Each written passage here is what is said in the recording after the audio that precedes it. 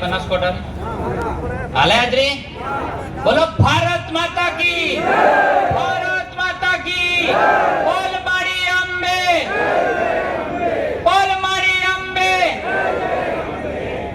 મંચ પર બિરાજમાન ગુજરાતના મૃદુ અને મક્કમ મુખ્યમંત્રી શ્રી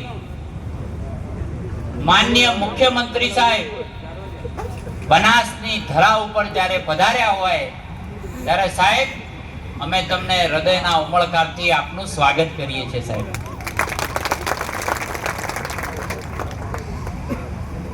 સાહેબ આ બનાસકાંઠા જેને બહુ તકલીફો જોઈ છે, એવા સમયે તકલીફો જોઈ છે કે એક સમય આખો બનાસકાંઠા સાહેબ રાજસ્થાનથી આખો માઇગ્રેટ થઈ અને અહીં બનાસકાંઠા વસ્યો. બનાસ નદીના કિનારે કિનારે વસ્યો એટલે એને બનાસકાંઠા કહેવામાં આવે. અને સાહેબ હું તો મારી દેશી ભાષામાં સાહેબ કહેતો જોઉં છું કે અમે અહીંયા પાણીની શોધમાં આયા એવું બધા વડીલો કે આ બધું સાચું કહું મો? પાણીની શોધમાં જ આયા ને બધાએ. પાણીની શોધમાં રાજસ્થાનથી ફરતા ફરતા અહીંયા આવીને વસ્યા. તો હું જઈને બધાને એવું કહું કે ના, આપણે પાણીની શોધમાં નથી આયા, આપણે તો રાજસ્થાનમાં પાણી પૂરું કરીને આયા. જેવા પાણી પૂરું કર્યું અને હવે અહીંયા તૈયારી કરી હતી. આ બરાબર કહું?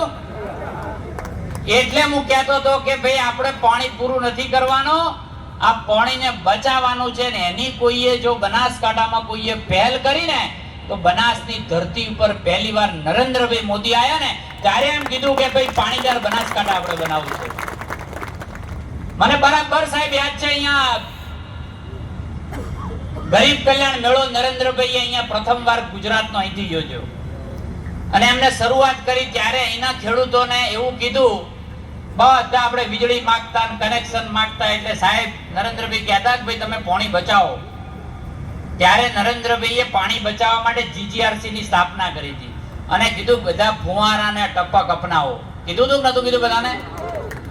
સાહેબ બીજી તો મને ખબર નથી, પણ આખા રાજ્યમાં સૌથી વધારે ફુવારા અને ટપક આ બનાસવાસીઓ કર્યા છે અને એનો આખા દેશમાં નંબર આવે જિલ્લાનો. એને એમ કીધું કે તમે સારી ખેતી કરો, તોય અમાર બનાસકાંઠાના સાહેબ ખેડૂતોએ સારામાં સારી એને ખેતી કરી છે. આજે મને કહેતા આનંદ થાય છે કે ગુજરાતમાં સૌથી વધારે બટાકા પકવતો જિલ્લો એટલે બનાસકાંઠા. ગુજરાતમાં બીજા નંબરે ઈસબગુલ પકવતો જિલ્લો એટલે બનાસકાંઠા. ગુજરાતમાં સૌથી વધારે બીજા ક્રમે સરસવની ખેતી કરે તો બનાસકાંઠા. રાયડો તો કે બનાસકાંઠા. આ બધામાં બીજા નંબર રાજ્યમાં આવે છે. આ કેમ આવે કોઈને ખબર છે?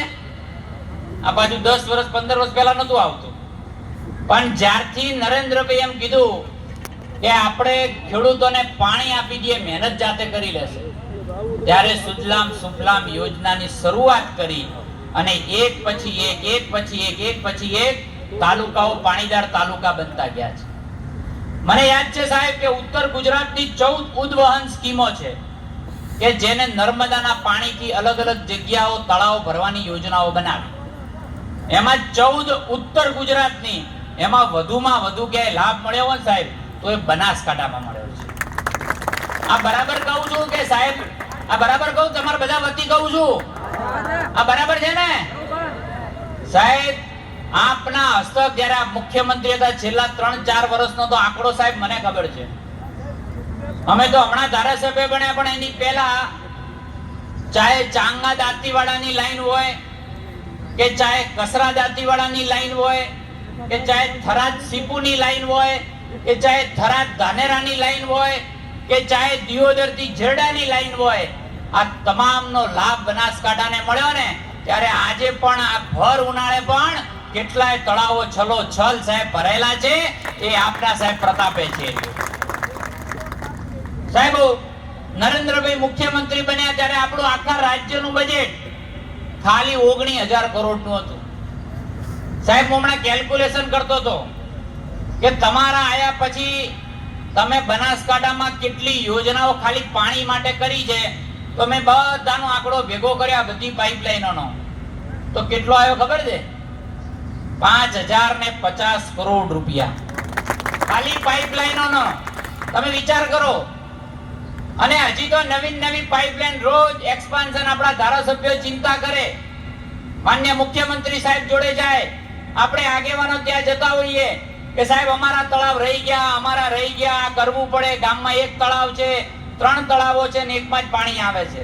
આ બધી રજૂઆત કરીએ છીએ ને આપણે, આવી બધી કરીએ છીએ ને. ત્યારે સાહેબે એવો નિર્ણય લીધો અને આપણે જવાબ એવો આલતા તો ભાઈ ગૌચરમાં છે એટલે ગૌચરમાં નીમ કરાવવું પડે તો તળાવ ભરાય.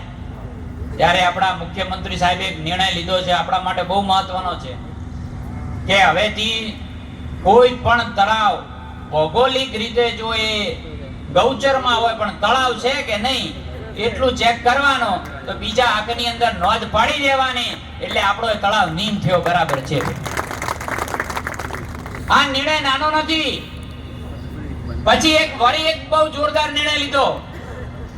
પહેલા સુજલામ સુફલામ ની યોજના બની કે પાઇપલાઇન જ્યાંથી નીકળે એની ડાબી સાઈડ ને જમણી સાઈડ 1 કિલોમીટર તળાવ ભરવા. પછી 2 કિલોમીટર લાયા, પછી 3 કિલોમીટર લાયા, એટલે ઘણા ખરા તળાવ આવી ગયા. તો એ જેને અન્યાય થાય કહેતા હતા કે અમારું શું, અમારે 4 થાય, અમારે 5 થાય. અમારા સાહેબ પૂર્વ ધારાસભ્ય ગોવાબેનું જ ગામ રહી જાય આમાં.